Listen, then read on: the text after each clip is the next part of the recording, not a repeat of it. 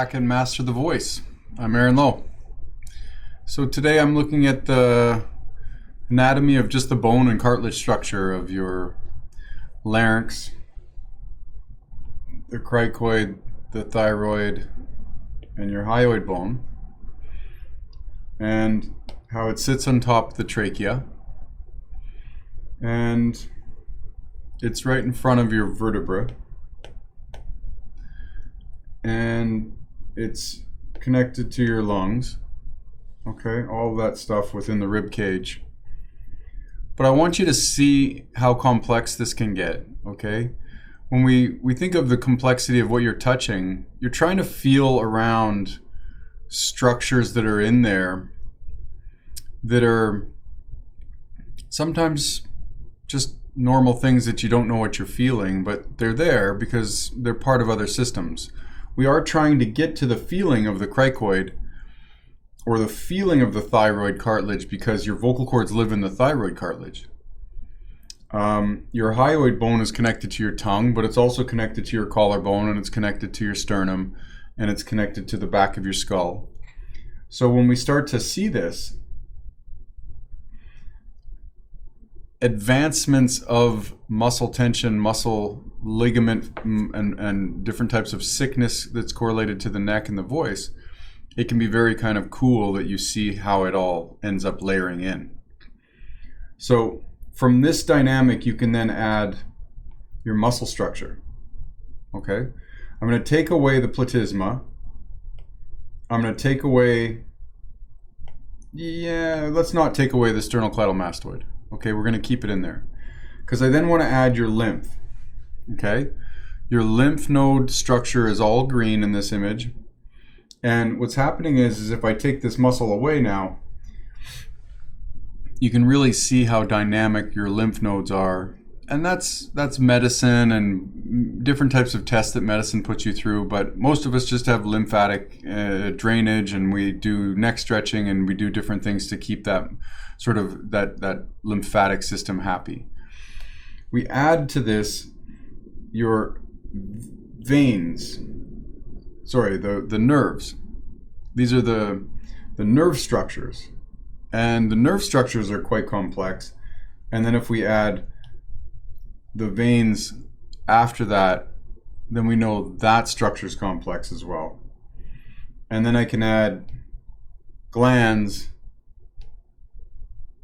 and glands, and that's it. Now you're done.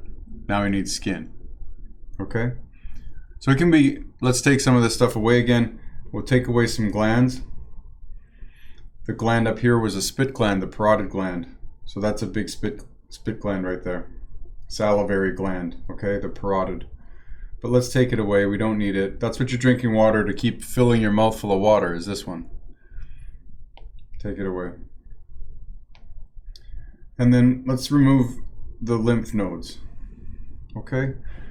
Most of what I study is how your muscles connect to this. So let's remove your sternal-hyoid, remove the omohyoid, remove the sternal-thyroid. And these nerves that go in here, this nerve right here, this nerve is a part of your dominance of certain nerves coming to the larynx. And a lot of this is part of different branches that are sub branches that come out of the body back here in the back of the neck.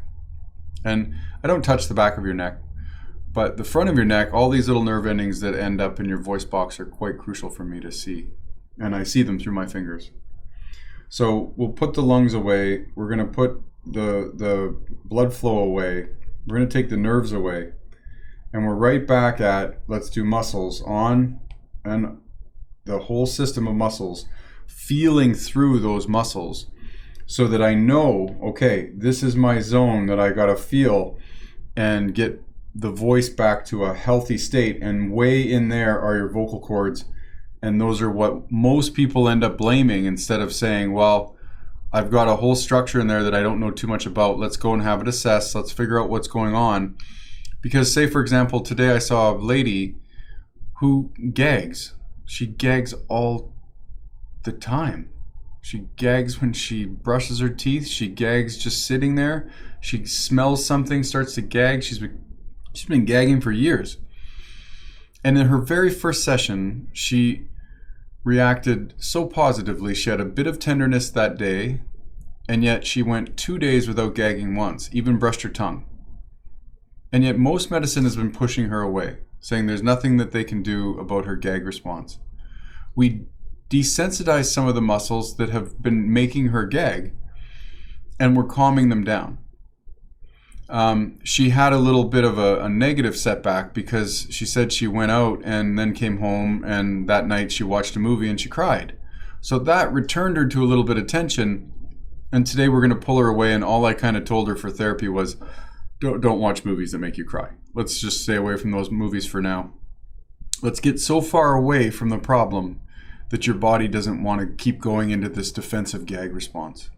But I really feel like we can improve her gag response by lowering the tension, which reduces her emergency response, this flight response that everything's going to be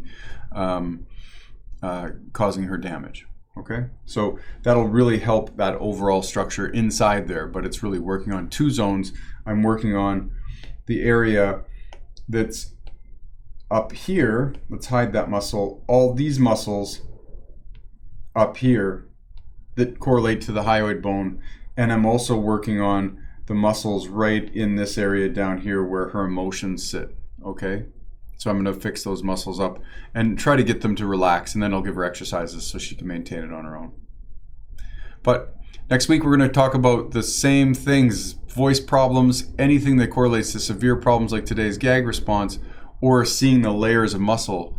I'm going to keep recapping that over and over again because you can't just learn it all in one moment, but we're going to keep running through that so that you understand how deep this goes when I feel someone's neck and how we go through that tension to reset it. It's so fun. I'll see you soon.